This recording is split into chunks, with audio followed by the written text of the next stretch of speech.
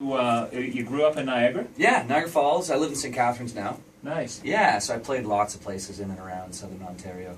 Well, you know what, I was interested, I was looking back at a couple of different interviews you've done, and every interview, everything I find on the old interweb, you're all over there, by the way. Yeah, you're all That's what they tell me. Yeah. But Sorry about that, by the way. No, everything I read is, one thing I get from you is you're so grounded.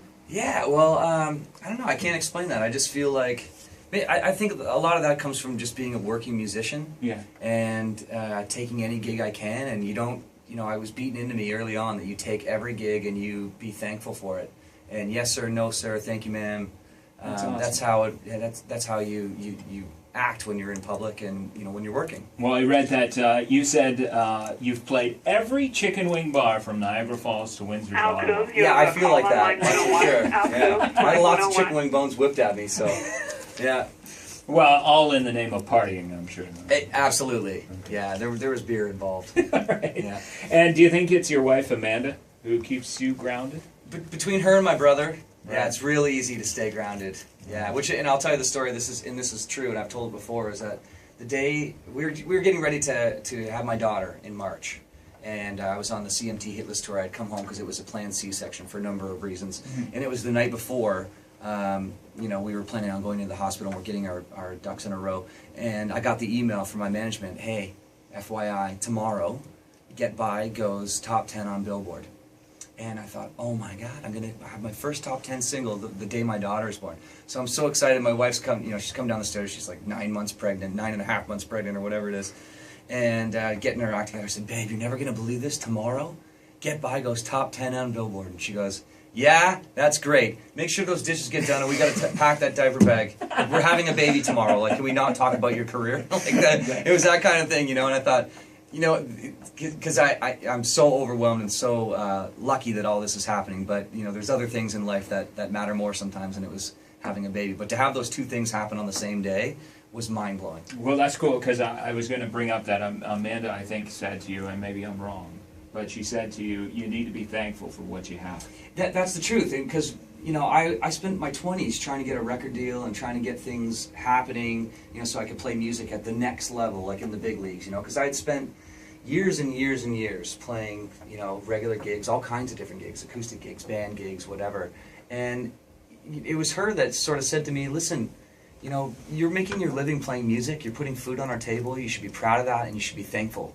And it was as soon as she said that, and I sort of let go of all that, you know, that anxiety about trying to make it in music, that things started to fall into place. So it goes to show that, you know, as soon as you stop trying so hard, that's when the universe throws you a bone. And that's, you know, and that's words to live by, I think, for everybody, right? Yeah, I think so. Always be thankful for what you have. That's the truth. And so, you know, as I'm going through this whole change in my life and my career, I'm taking it day by day, and I'm doing my best to soak it in. And because it's the entertainment business, it can all go as fast as it comes. Right. And so that doesn't get lost on me. And every gig we play, every person I meet, I'm thankful that they know my song or that they came to a show. So, nice. Yeah. Can we talk a little bit about Hellraising Good Time? Please do, yeah. Okay, I got to mention the video. Okay. Okay. Yeah. Because you have some zombies that can really dance. Absolutely. I mean, these are dance. I remember Michael Jackson's Thriller. Those zombies, they couldn't dance.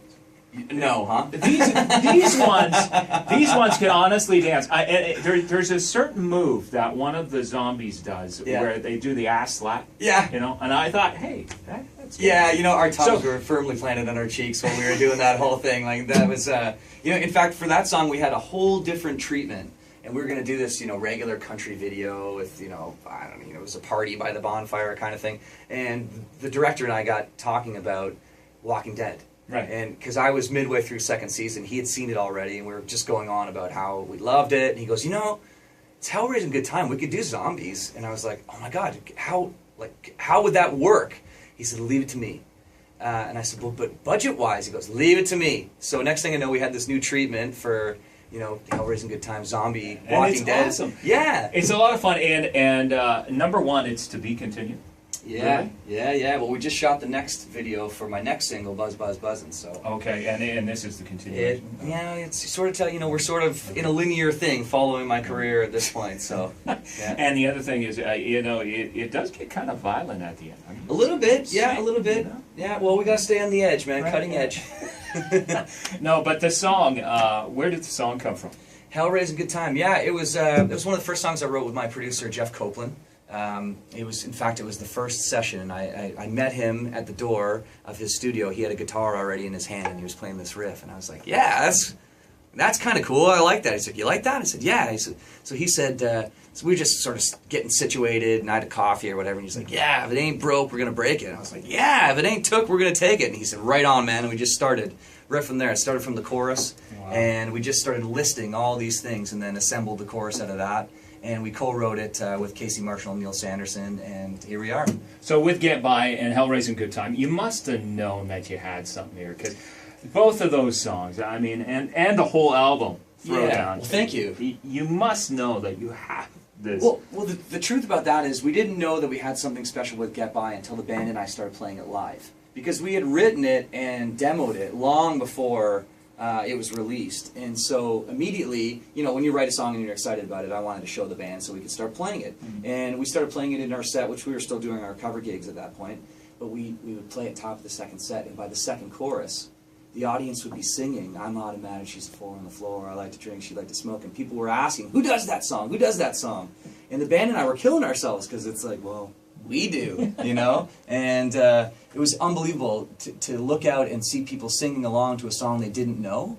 And that's when we thought, man, we've got something special here with this song, yeah. And can I talk about Stronger Beer? Yes, please do. Because this is my favorite song. Thank you very much, yeah. And I think it's every Canadian's favorite song. It's unbelievable the response it's getting, yeah. And did that how did that song happen? That song happened, from a couple of different places. I grew up in Niagara Falls, so being a border town, I worked in the tourism business, and I talked to a lot of folks from the U.S.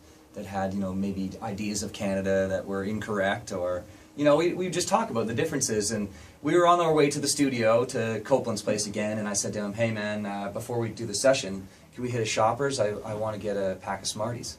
He's like, what's a Shoppers? And what are these Smarties that you speak of? And so I realized that they don't have Shoppers Drug Mart, they don't have Smarties in the States, so we just started talking about the differences. And when I told him that the CFL uses a slightly bigger ball and they have a longer field, he fell on the ground. He said, oh man, we have to write this song. He said, if not to cut, we have to write it for Denny Carr, who's my manager, an A&R guy. He's from West Virginia, and he's always saying things like, I smell like maple syrup just talking to you guys, like that kind of thing, right? So we thought, we'll just send it in as a joke for him. Right. And then I get this call, and they're like, we love it, you're going to cut it. And I couldn't believe that they were going to let me cut it, and to be out there. And then when I got the lyric video, I was so excited. I thought, people are really going to dig this lyric video. And here we are, 500,000 views in. Well, and just to let you know, I played it last Friday. The tweets just exploded. Did you? Perfect. I saw a few of those, actually. People love, and I mean, they love the song because of the content, obviously, and it's funny too. It is. Yeah. And I mean, Andrew and I were talking about how it also almost. Oh, this stopped. Is that supposed to do that? Move the mouse. Oh, it's back again. All right. That's So professional. We were talking about how it could be Canada's Red Solo Cup.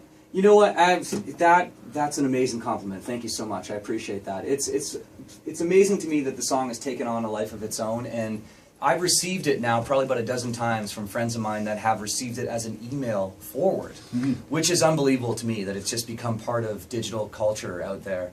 And I had to stop reading the YouTube comments, because they got fiery, and they are currently fiery on there. People are debating back and forth about, Canada and the U.S. and other countries are chiming in like, no, Germany has the best beer. Like, it's just so funny to me that people are taking it so seriously. What if you started, Tim? I don't know, man. I didn't want to start anything. I was just writing a silly song one day, and that's all it is. Stronger Beer is musical beer talk, and that's all it is. That's awesome. Okay, can I talk about November 8th? Yes. Norma Jeans. I know, I'm excited. Throwdown tour coming to London, man. It's going to be great. That is so cool. Yeah. And so, what can we expect from your show? Well, I travel with a 5-piece band, and all great guys. We have such a great time playing on stage. I think because we're all buddies, and I think that people will see that. I've been playing a lot of these songs out at doing the festival circuit this summer, but I'm excited to get back into the clubs and now that the album is released, to play them for people, and maybe they'll know a few more tunes other than Get By and Hellraiser when they come, and hopefully people will leave singing and clapping and have a good time. Oh, that's cool. Yeah. Are they all zombies now? Because yeah. Half zombies. Okay. I'm just checking. Yeah. I'm a little afraid. It is. Some of my band guys are frightening dudes. Yeah. Thank you for spending some time with us. My pleasure. My pleasure. And thank you for the support. Oh, no problem. Not with records like this. This is just a no-brainer for Well, us. thank you. So. Yeah. What are you going to sing for us? Well, I have a brand new single that comes out next week, and it's called Buzz Buzz Buzzing. It's on the record, and I cut it because it has such a great vibe to it, and I thought, people that like the Tim Hicks sound are going to like this song. So cool. If you don't mind, I'll sing it for you. Yeah. All right. Buzz Buzz Buzzing.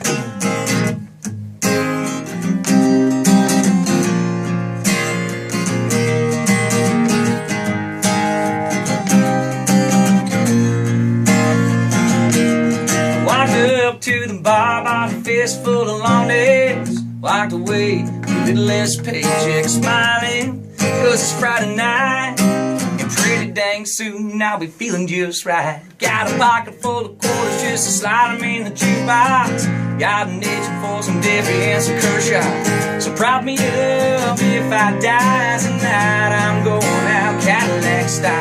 I'll be buzz, buzz, buzzing like a neon sign. Church on me looking like a Rocky Mountain train ride, rolling like a banjo, swaying like a king pole, getting sideways like a Chevy on a dirt road. I'm a 747 about to take flight. Buzz, buzz, buzzing like a neon sign. I wanna dance till the dust falls off of my boots. Shake, shake, and then work the blues. Let them good times soak into my bones. Let them flow from my head to my toes. I'll be buzz, buzz, buzzing like a neon sign. Church chugging, looking like a Rocky Mountain train ride, rolling like a banjo, swaying like a king pole, getting sideways like a Chevy on a dirt road.